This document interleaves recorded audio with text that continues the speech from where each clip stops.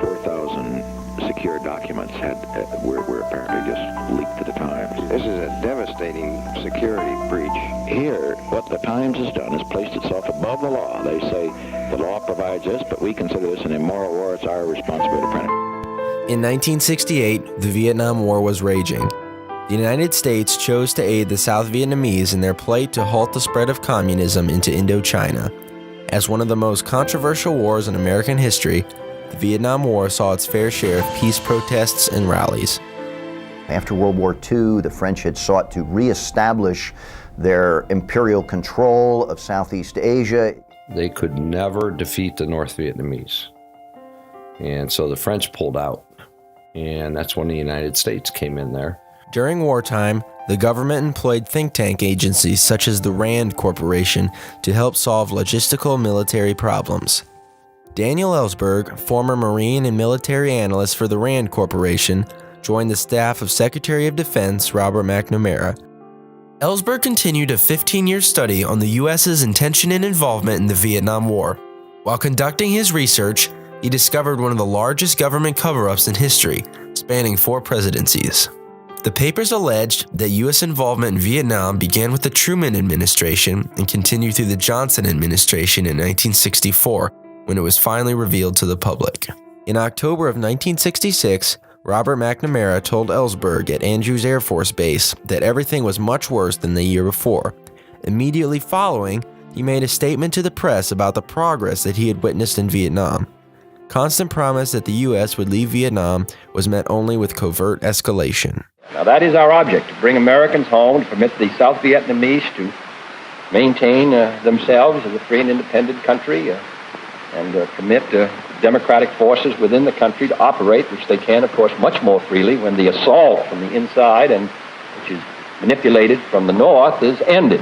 By 1968, over 500,000 United States troops were stationed in Vietnam. This government secrecy fostered a battle for the people's right to know, and thus ensued a struggle in which freedom of the press will be questioned. The right to a fair trial is explored, and the government's responsibility to hold back certain information will be challenged. With casualties mounting to over 35,000 and no end in sight, military analyst Daniel Ellsberg saw only one option. What he did next would set a precedent for future whistleblowers and change the way Americans see their government. When Ellsberg saw it, he was very excited, and he wanted to leak it. He gave it to several senators who said they couldn't leak that sort of information. It was classified, so he gave it to a New York Times reporter, Neil Sheehan. Daniel Ellsberg, working over 3 months, copied and stole the top-secret Pentagon papers. In 1968, New York Times reporter Neil Sheehan received the leaked 46-volume series of classified documents. When the Pentagon papers were received by the Times, editors went through a grueling process of condensing the documents to a readable volume. They focused on the most important facets that the papers revealed, as well as the pieces that would not endanger national security. And I was asked to advise the New York Times whether the material could be published. I looked at the law and found there was very little.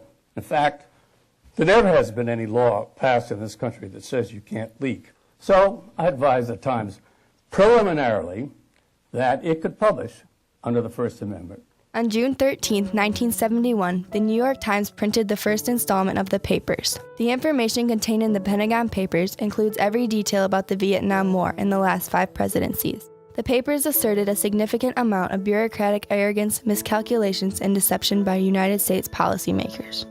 The Pentagon Papers was history when it was revealed. The latest was 3 years old. Some of them went back 25 and 26 years. And that was important because it showed a continuity of U.S. policy in Vietnam that was actually unjustifiable from beginning to end. There never had been a noble cause in Vietnam from the time that we began financing most of the French effort to regain its former colony. The papers alleged that the United States had lied to the American public about the amount of military involvement in Vietnam. Marines had been involved in offensive actions in Vietnam years before the American public was informed. Airstrikes were increased as Nixon told the public that escalation was coming to an end. Nixon felt responsible to uphold the government's integrity in this matter. Understand, I personally think that if we cast this in the right direction, Chuck, this could backfire on the Times. I think absolutely. They're playing to their own constituency. Now, we've got to get across several points. One, it's the Kennedy-Johnson papers. Second, it's a family quarrel. We're not going to comment on them. Yes, sir. But what we have is the larger responsibility to maintain the integrity of government. After the first article was published, he sent a telegram to the New York Times and forced them to stop the presses. This action, known as prior restraint, is constitutionally illegal. Judicial attention was required.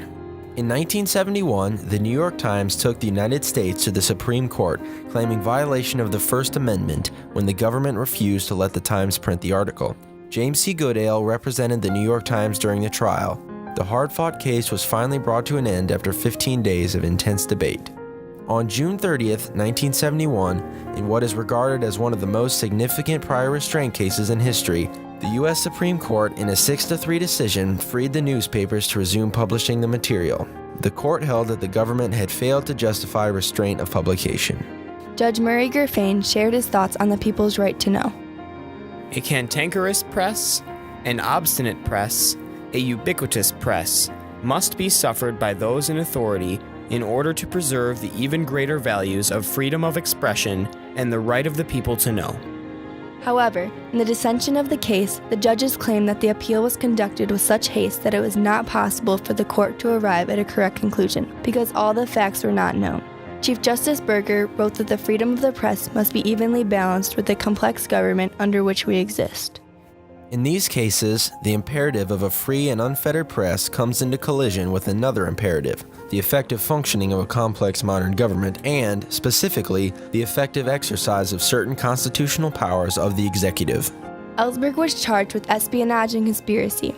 His trial was held in 1973 and he was sentenced to over 100 years in prison. However, the courts discovered that Nixon had located certain crucial evidence by illegal means. Consequently, Daniel Ellsberg's case was dismissed and he was fully acquitted.